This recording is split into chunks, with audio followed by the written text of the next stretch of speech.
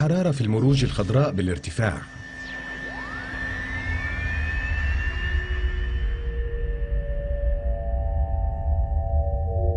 تحتوي تلال النمل الأبيض على أعمدة تهوية لإبقاء التل باردا من الداخل. هذه الأعمدة تشكل موطنا مثاليا للعديد من المستحلين. داخل التل شيء ما يستيقظ.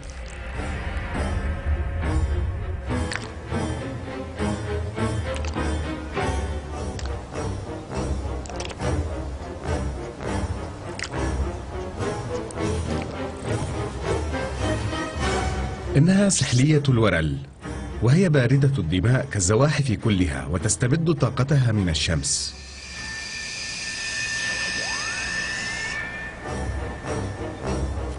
إنها تتمتع بمخالب كبيرة تساعدها على التسلق حول تل النمل الأبيض، وفم كبير لمساعدتها على التهام فريستها.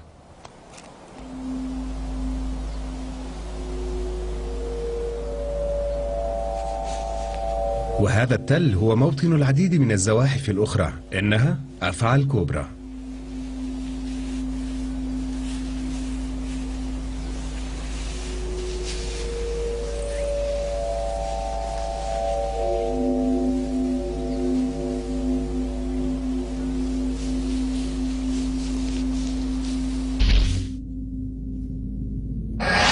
لديها غطاء حول رأسها مدعوم بأضلاع تستخدمه لإخافة أعدائها. تستخدم أفاعي الكوبرا أنيابها لحقن السم، ولكن هذه الكوبرا لها ميزة إضافية، فهي كوبرا نفاثة. في أطراف أنياب الكوبرا تقع الفتحات التي تنفث منها السم، وعادة ما يكون شكلها هكذا، ومنها يتدفق السم. ولكن تكون هذه الفتحات أصغر بكثير لدى الكوبرا النفاثة. وإذا أرادت الأفعى أن تبصق سمها فهي تغلق رئتيها، فيخرج الهواء بسرعة ويندمج مع الضغط الذي ينشأ في الناب لقذف السم بشكل قوس. إذا شعرت الكوبرا باقتراب حيوان منها آكل للحوم أو النبات أو حتى باقتراب إنسان ستنفخ سمها. يوجه نابها السم مباشرة إلى العينين، حيث تمتصه الأوعية الدموية الموجودة على سطح العين.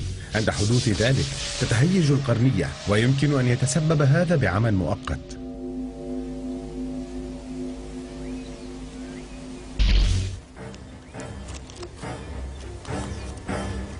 إن أنيابها لا تنفث السم فقط، ولكنها قادرة على حقنه أيضا.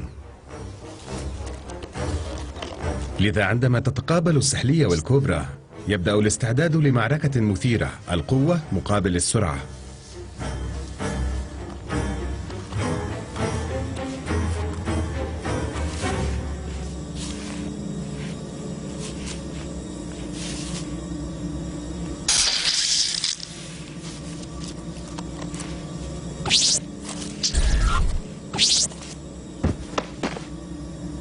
بالرغم من أن السحلية وقعت، إلا أنها لم تعاني من العمى.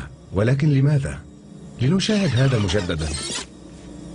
المشهد سريع جدا بالنسبة إلى العين البشرية، ولكن سحلية الورل لديها طريقة لتحمي نفسها من السم. لديها غشاء يعمل بمثابة جفن آخر، وهو مصمم لإبعاد الغبار عن عينها، ويبدو أنه يحمي العين من السم.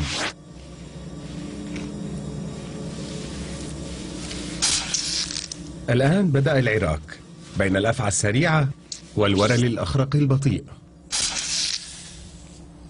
ولكن الورل الجائع ليس خصما سهلا. ترد الكوبرا بعنف ولكن بلا جدوى.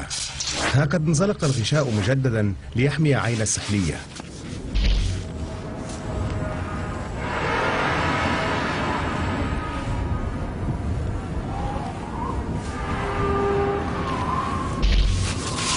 فشلت استراتيجية نفث السم. تحاول الكوبرا عض السحلية من رقبتها، ولكن الأمر أشبه بعض حقيبة قديمة، فجلدها سميك جدا لتخترقه أنياب الأفعى.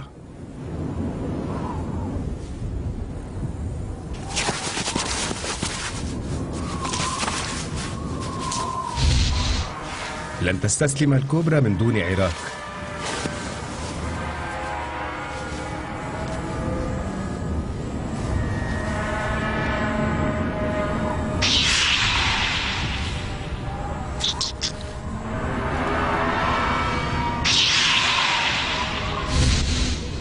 بعض أفاعي الكوبرا تتظاهر بالموت عندما تتعرض للهجوم على أمل أن يتركها المعتدي عليها وشأنها.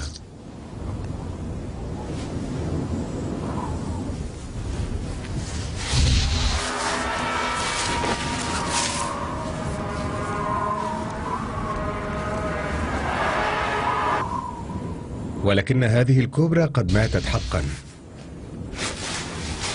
مع ترسب الغبار يتمتع الورل بغنائم نصره.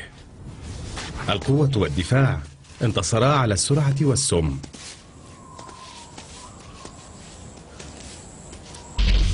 حيثما تظهر التحديات